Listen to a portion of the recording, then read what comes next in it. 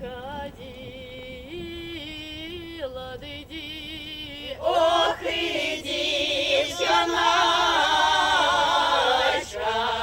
все літо миловать сма, ой, да смотрела, смотрела ды из лесов.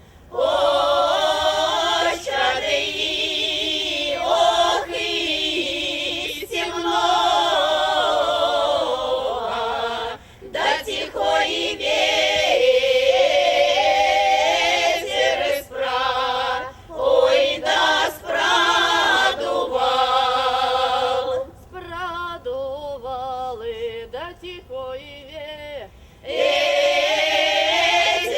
лег, и легкий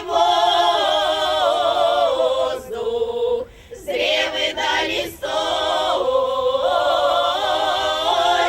деса, ой, да сорывал. зарывали, как и дивае. Ох, и лесочки, да никто же не был и не, ой, да не бывал. Не бывали, кроме птах. Пташки деса, ох, и соловья, кроме да милого,